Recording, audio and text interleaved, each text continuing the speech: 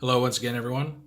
This time we're going to be taking a quick look at the Universal Studios exclusive Snarl figure. This figure is interesting because it's not directly tied to any movie or toy line, though it was released at the same time that the Last Night toy line was currently on shelves. And given the fact that almost all of the other Dinobots received either a new mold or a new deco during that toy line, this does seem kind of intended to coincide with that. So, for all intents and purposes, I'm going to look at this as a Transformers The Last Night Snarl. You can see he's got this artwork on here, which I think is just recycled from his Age of Extinction toy. You got toy right there. You got Universal Studios. Got a logo there for Universal. Spin this guy around. Yeah, you can see it looks very similar to, other modern Transformers packaging. It's got a little blurb on there. It says Snarl is as Snarl does. Constantly scowling, the Autobots and Dinobots can never really tell if the ferocious warrior is actually on their side. The Dinobot makes for a great warrior, bent on taking out any Decepticons that walk, talk, or even slightly set him off. So he sounds like a fun guy. Transformers 15 Steps. They get a little advertisement for Transformers The Ride 3D. So this is an interesting little release. I managed to get one online from Big Bad Toy Store. For those wondering how they can get one of these, because I didn't actually go all the way down to Orlando to pick one up. So let's crack it open. We'll get a look at the figure, compare it to its Age of Extinction version, and also allow him to stand triumphantly with the other Dinobots. So let's get started. Now here's Snarl's Stegosaurus Mode. As you can see, he's done up in this rusty color scheme, which I think looks actually really cool. It has like a dark metal with these rusted highlights. The previously green translucent pieces are now like a smoky gray kind of translucent color, which is nice. It's got a lot of shiny black on them as well. Painted eyes. Does it articulate? Can't remember. Yeah, it does. Cool. There you go. So that's nice. Yeah, very posable head. Doesn't go side to side very well anyway. But yeah, mainly moves up and down. Shiny black tail. And he just looks good. Autobot symbol there. You can see he really better matches the aesthetic of the Last Night versions of the Dinobot figures versus their brightly colored Age of Extinction versions. Again, I don't know what the story is with this guy, if he was like an extra that they just dropped from the Last Night toy line or what, but he does seem, for the most part, intended to go with the toys from the fifth movie, so you can bet that's where I'll be displaying him. Here's the first version of Snarl, so you can see the stark difference in their colors. This is actually my son's copy, so it doesn't have the little axe piece that goes on the back there. So you'll have to forgive me. My other Snarl, my personal one, is put away in storage, so best I got right now. But you can see they're very different, their color schemes.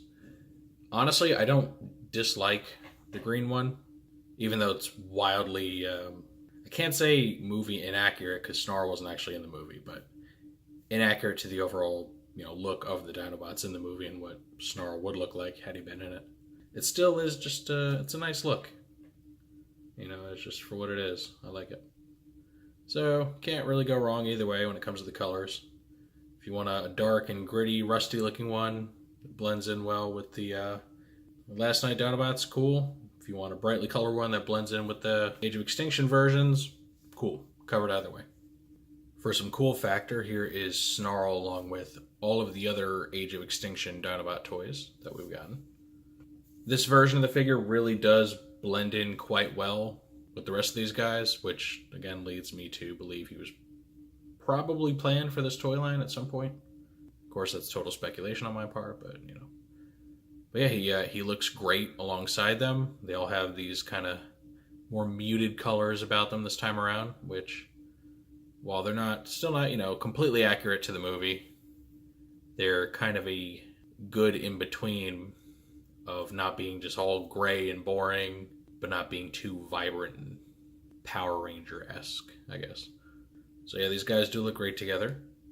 Or if you want some extra screen accuracy, you can always swap out this Grimlock with the Studio Series version, which not only kind of reclaims his spot as the largest of the group, but just makes your group shot that much more screen accurate.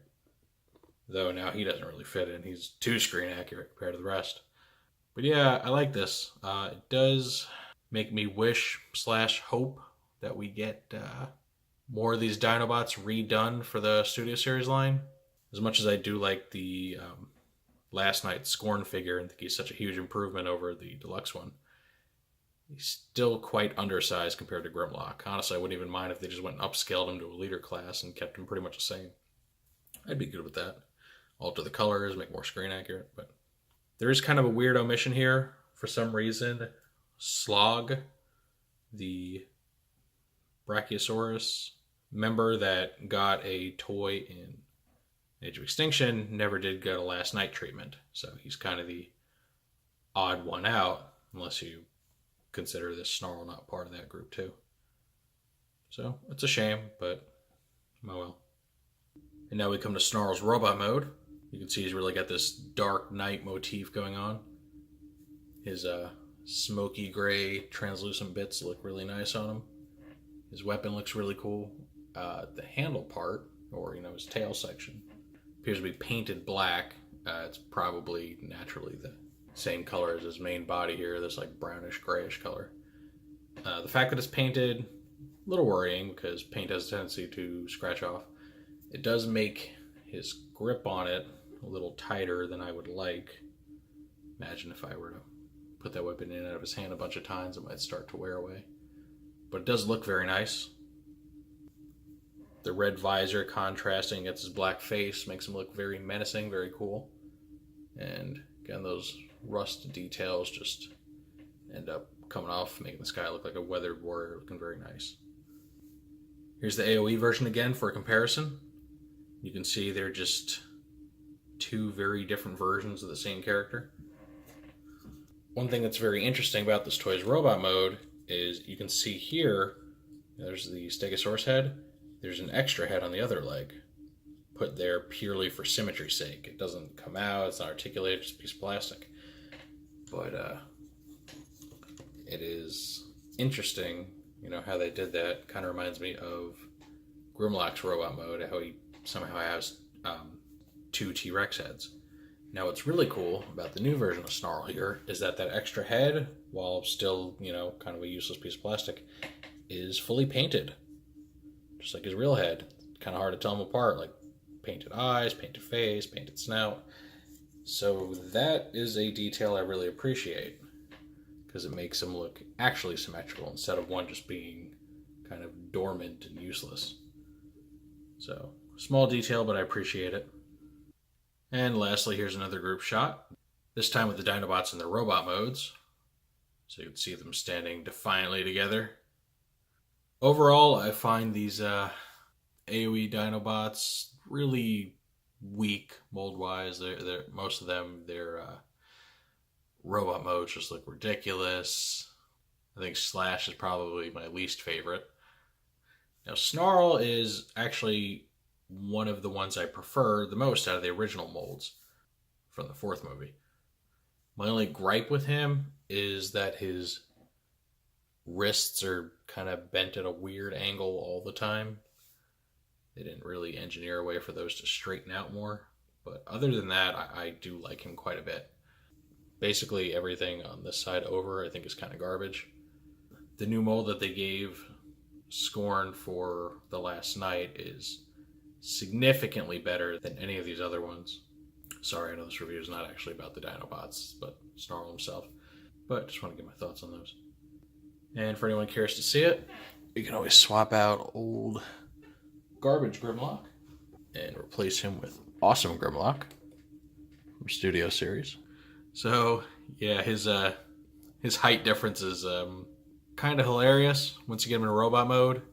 A lot of these guys kind of seem even smaller in the robot modes than do their beast modes, especially like Slash back there.